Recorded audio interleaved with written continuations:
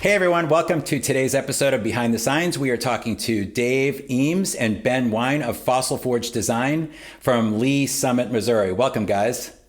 How you doing? Good to see you. Good. Very nice to meet you. And, I read your article in Sign Builder Illustrated, and you guys sound like you have just such an exciting business and passion for sign restoration. So why don't you tell us a little bit about yourselves and whoever wants to go first and how you got into the sign industry. Sure. Thanks for having us on, Joe. We appreciate this. Yeah, my name is Dave Eames, and I'm a co-owner here of Fossil Forge, and we're located just outside of Kansas City in a great little town called Lee Summit. And our company's been around about 8 years now in this space that we're in now. And I got into the sign business as a weird way, just like most of us. I worked for years at our local newspaper, the Kansas City Star. I was a graphic artist and illustrator. And newspapers, it's been tough for papers in the last 10 years. Oh, So yeah.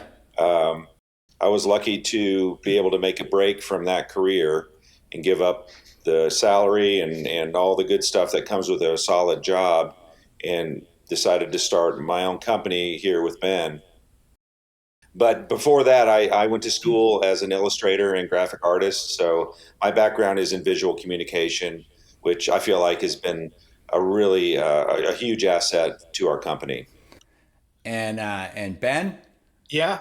Well, I have a background in graphic design and IT, web development, things like that. And somehow along the way, I got in the restaurant business, and we had a few restaurants around our area here. And I was kind of in charge of design and decorating. And we had some old neon signs that I'd found, and was trying to get them restored and kind of got into it. And I'd always been really loved neon and the mechanical aspects of it, even when I was a child, seeing them, around my small town in Ohio.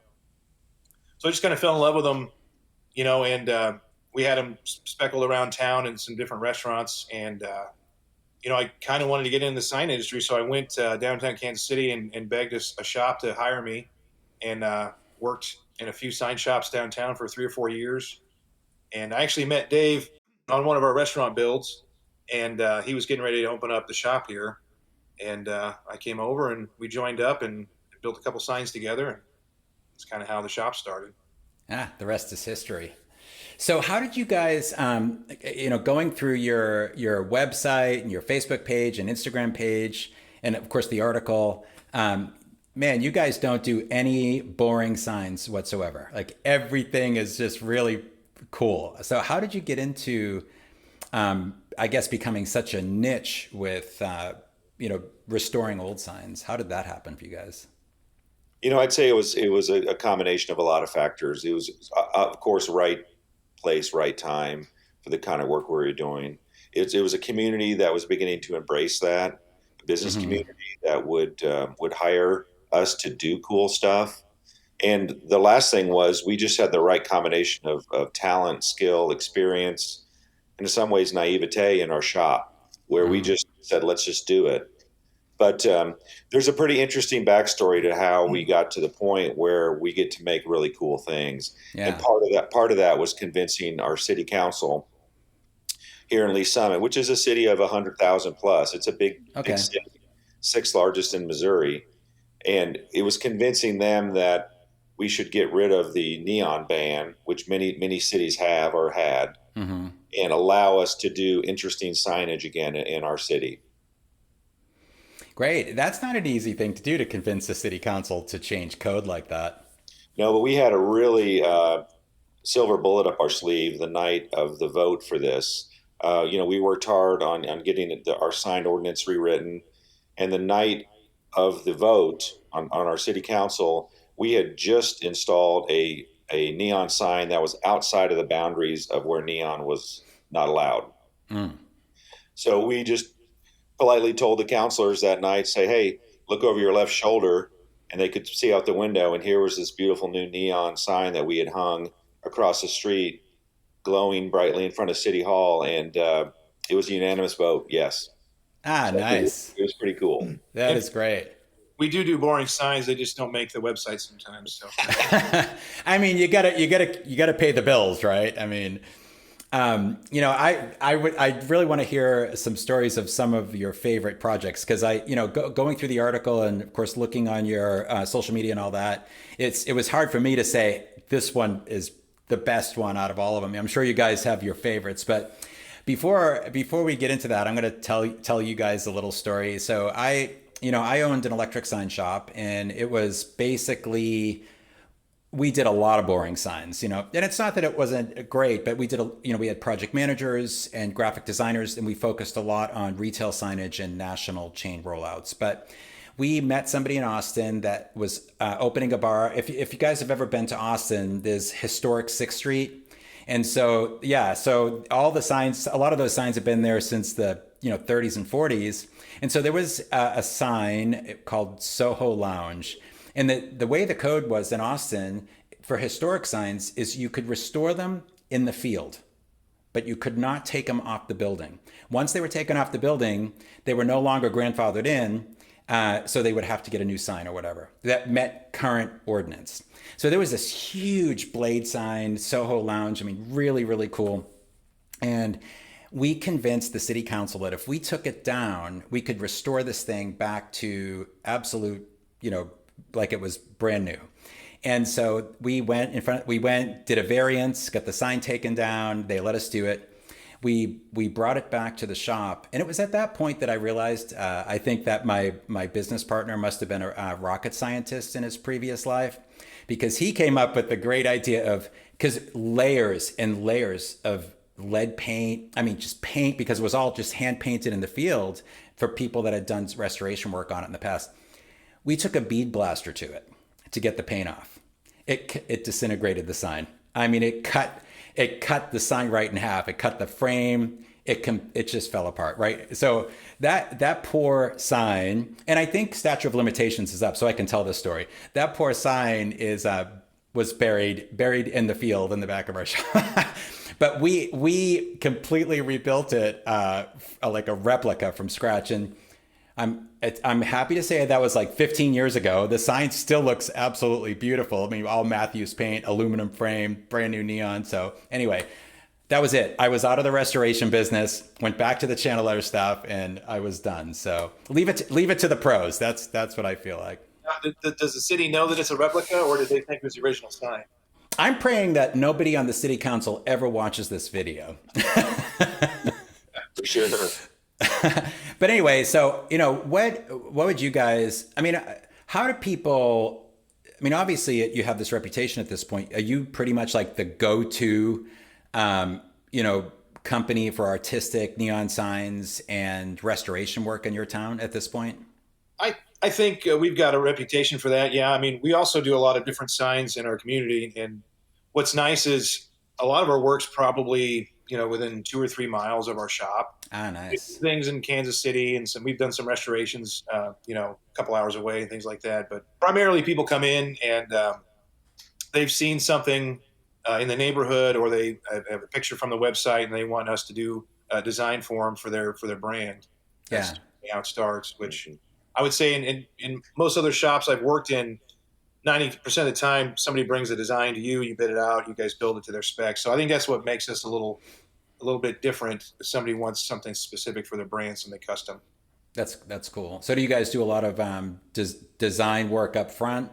Oh yeah. Okay, that's great. Yeah, well, obviously you're both graphic designers, so that's great. Well, I think that's what gives us an advantage.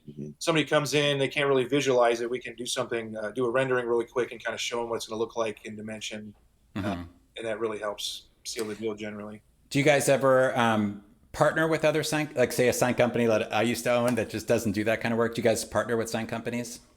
Oh yeah, we've got there's a few bigger shops in town. Most of our equipment is 4x8. We have 4x8 routers, our brakes and shears are 4-foot. So if we have something larger than that, we've got some other shops that'll help us with shearing and cutting larger than 4x8.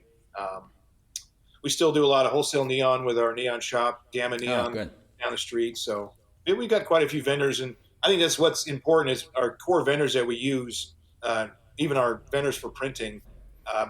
We trade out work. We work together quite a bit, so that's really what helps us out. That's awesome.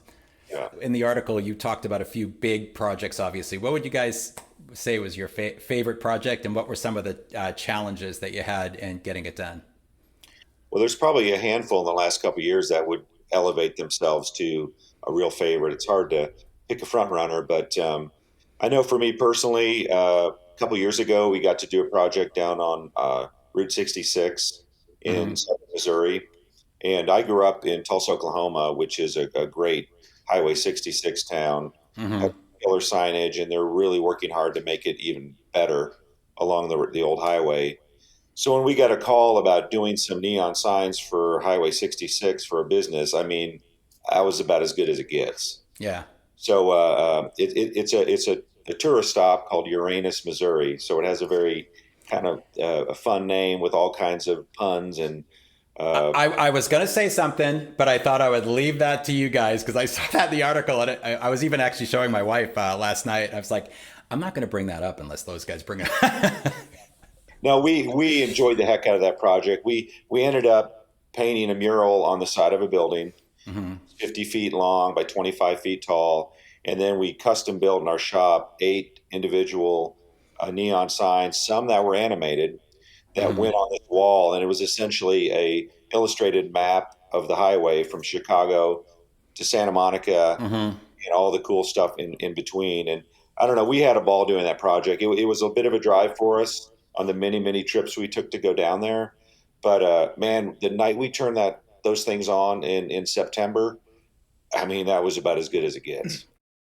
So, what were any like challenges on that deal with permits or yeah, I, yeah. it was pretty much free reign. I'd say the one challenge was we completely underestimated the painting of the wall. We Hmm. went down the first weekend. We thought we were going to paint it in a couple hours and be ready. A few coats later and a couple heat strokes, we realized we probably should have been a little bit more on the painting side of it. But Yeah, I think just the distance was challenging. It was, a couple hours, 2.5 hours down there, 3 hours. So every time we left, we had to make sure everything we had.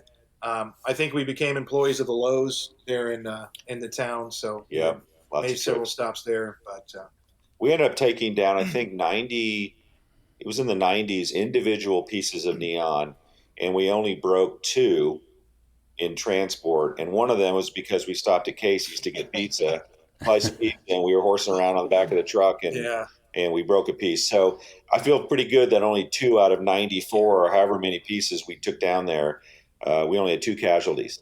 Yeah, that's pretty good. I mean, I remember back in the day when we would ship national channel letter signs with neon, and you'd have to pack each individual letter with like popcorn peanuts and all that stuff. So neon's. I love neon though. I love neon signs, and and I'm grateful in Austin we have a pretty big neon scene here. So and we have a shop kind of similar to what you guys do called Ion Art. I don't know if you ever heard of them, but yeah, and they do a lot of the kind of work that you guys do, sculptures and restoration work and a lot of neon stuff. So it's I love it. It's cool. So I was going to say before I kind of got in the sign industry, I'd visited Austin and I visited Todd Sanders and Evan Voiles down there.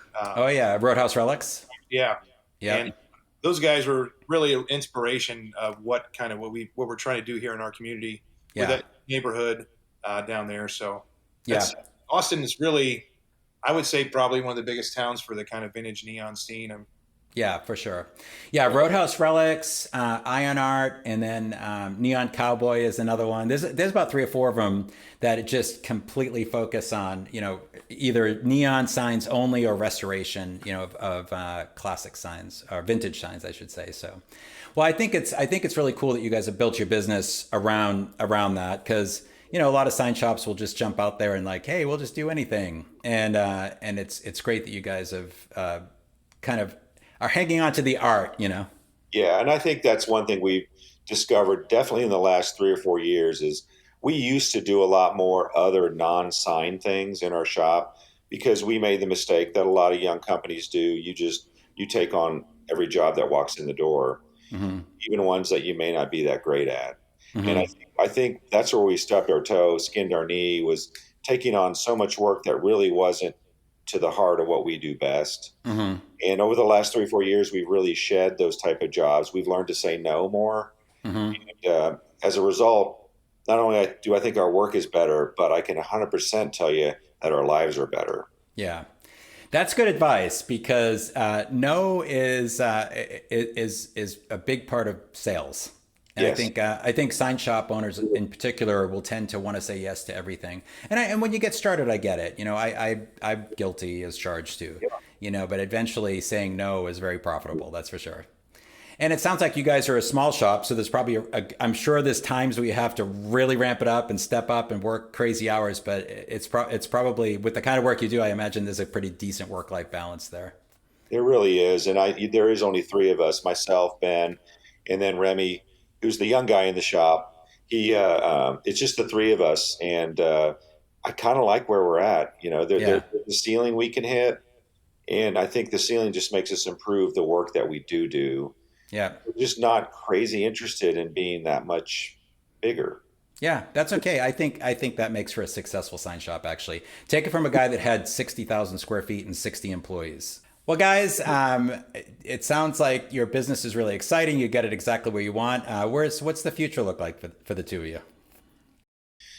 Well, I think we want to continue to improve the look and the feel of our city. So we are really proud to say that we've done 38 exterior neon signs in our little town, which is only about 6 square blocks. So think about that, pound for pound, the amount of new signage we put up in our little community is pretty amazing. And that doesn't include all the non-neon signs that we've done down here, and there are several.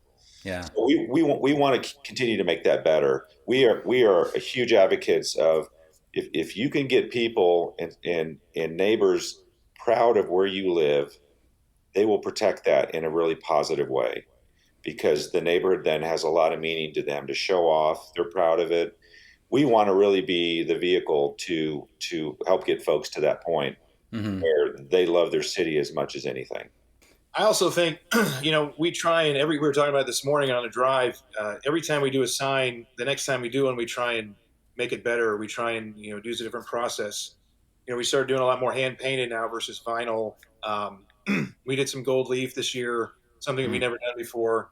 We kind of had to wing it, and I think it turned out pretty good. But just we're always trying to improve. We're picking up sign books, history books, anything that can help us along the way, things that may have been lost. And 2 years ago, we bought a retired neon plant, set it up in our shop. We had a little bit of help, a little bit of YouTube. We got it set up. We're processing units, and we're getting better at neon. And I think we're just always going to be trying to better ourselves and do better signs. That is absolutely the key to success. What both you guys just said, and just like being of service to your community, right? Yeah, you're in business. You need to make money. Absolutely. You deserve to make a profit. Absolutely.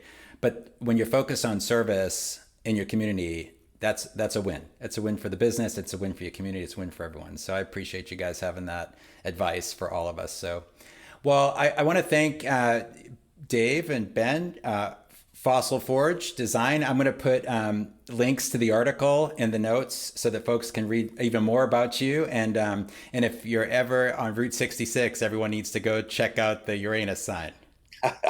For sure. Well, I appreciate you guys. Thanks a bunch for joining us today. Thanks, Joe. All right, bye. Thanks so much for listening. Please comment below and be sure to share with your sign industry friends.